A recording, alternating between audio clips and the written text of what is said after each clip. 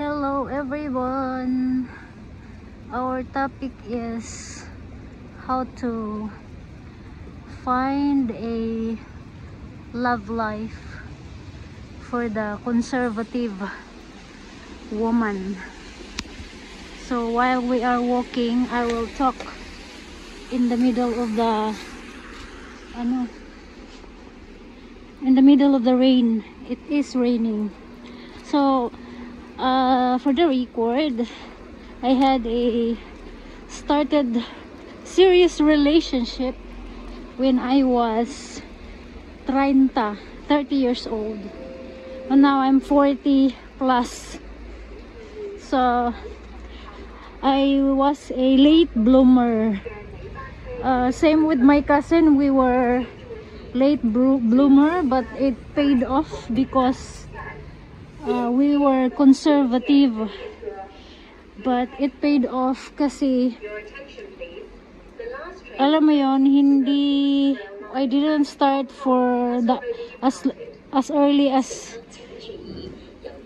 underage or teenager because I was conservative. So I want to share, for when I say conservative, mga madam and sir, I don't want to share this for the youngster. This is for like those ladies who are exceeded na, yung expired na, kumbaga sa expired na sila sa kalendaryo. So inabot na ng expiration for the calendar. That's why because of their too much conservative, kaya inabot na sila ng expiration sa kalendaryo, katulad ko. So when I started like tried to have a boyfriend, it was after I graduated college. Not right after I graduated, but at least I finished my college before I decided, or I thought of entertaining a guy. But it was not really serious or like the main priority, because my main priority was to be a nun, a madre. So ano na lang yun, parang option na lang yung lalaki or having a boyfriend. But it was really late because I wanna make sure na matapos ko yung pagka-college ko. So when I was started going abroad, parang napipressure ka lang kasi gusto mong magmadre, you wanna be a nun, but your relatives doesn't approve. You know, the only one, my mother was the only one who didn't disagree when I say I wanna be a nun. So the rest of my kamag-anak na pinagsabihan ko gusto kong magmadre, umayaw. Hindi sila approve. So that is one of the reason also na I was conservative, because you know, being a nun is always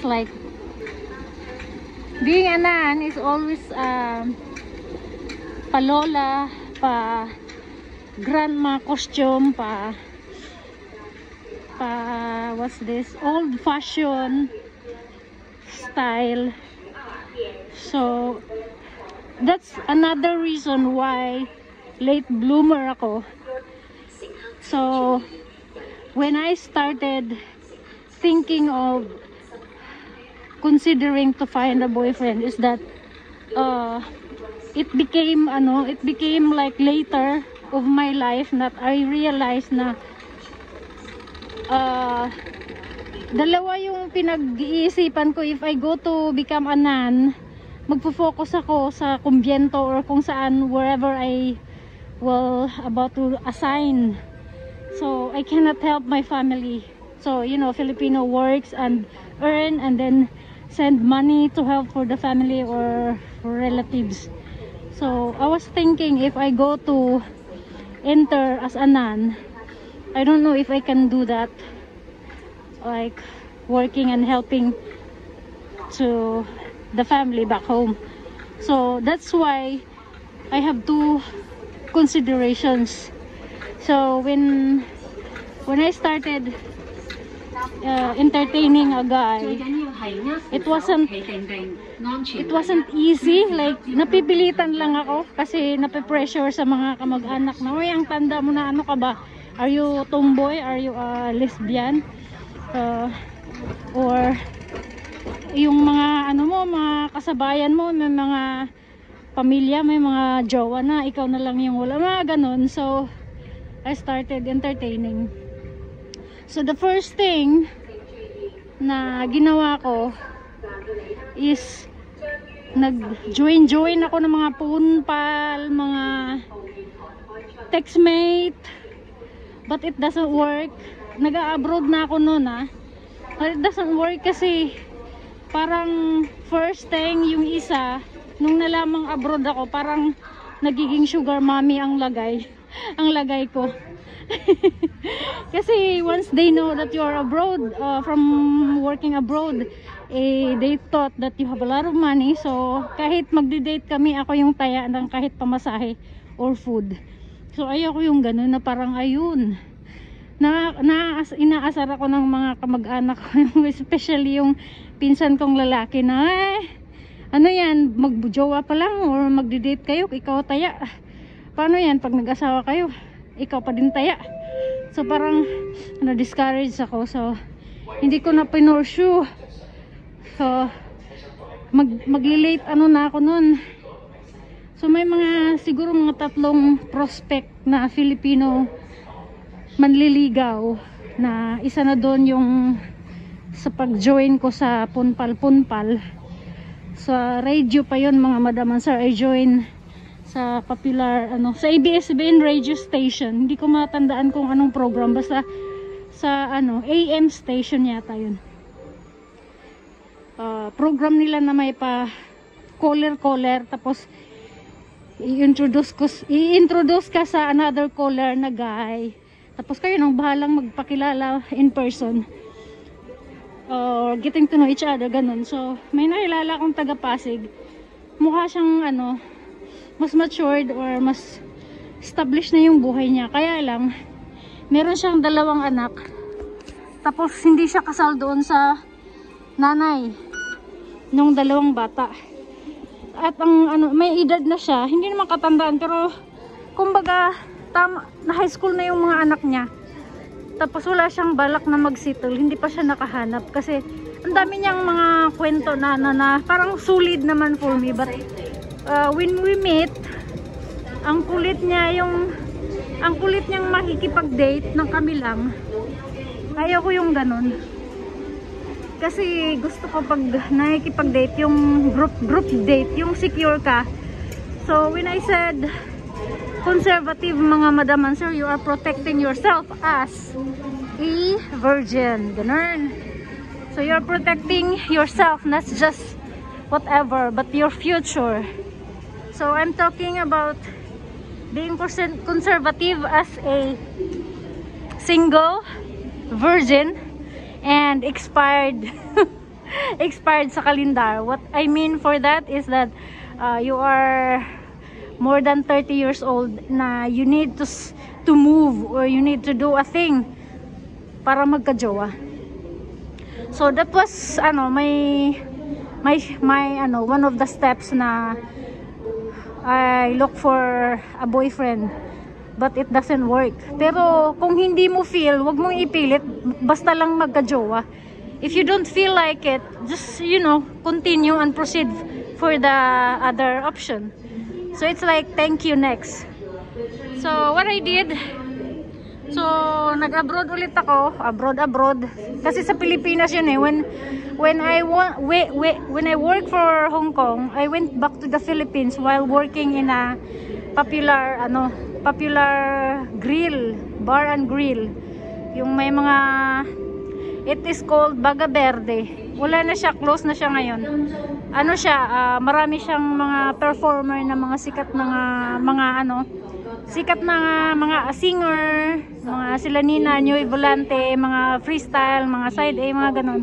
So I was working in there, and wala din akong time magka-jowa kasi sa araw tulog, sa gabi work. So work, tapos bahay, work, bahay lang ako noon. And then when my sister, I just went back to the Philippines to work as a Avon dealer and in the restaurant as a maintenance, just to be a guidance for my sister. At the same time, matapos talaga niya yung pagiging college niya, na hindi siya yung yung pabaya, or hindi siya yung nabuntis habang nagka-college. So ginawa ko yon, umuwi ako naging guidance, ako nagpaaral. Nung nag-graduate na siya, saka ako nag-decide na bumalik ng Hong Kong by the help of my shout out sa aking sister, na tinatawag ko na siyang black sheep. So bumalik na ako sa Hong Kong. So doon na naman yung yung pa-late 30s na talaga ako doon, na nape-pressure na talaga ako. So kinakausap ko si God na if you give me a guy sa 30 years old ko, kung to hindi ako magmamadre. Pero pag 30 years old na wala pa ako talagang totoong or real or serious na relationship, pag wala pa ako noon, talagang papasok ako sa pagiging madre kahit anong mangyari. So 30 years old ako noon, mga madam and sir. Bumalik ako ng Hong Kong mga mga 28 or 29. Okay, take 2. So bumalik ako ng Hong Kong 28 years old, mga madam and sir. So I started dating, or like getting to know someone in person. The first thing na tinuro sa akin ng pinsan ko is, number 1, how to find a boyfriend. You have to step out of your comfort zone. Kung ano yung nakasanayan mong panglola na costume or damit, you have to change that. That's the very first thing. You have to change yourself physically, and you have to adapt the millennial style. So ako dati palola lang talaga, pa tita, pa ninang yung mga damit. So pinapalitan yun ng pinsan ko ng pang girl para naman maiba.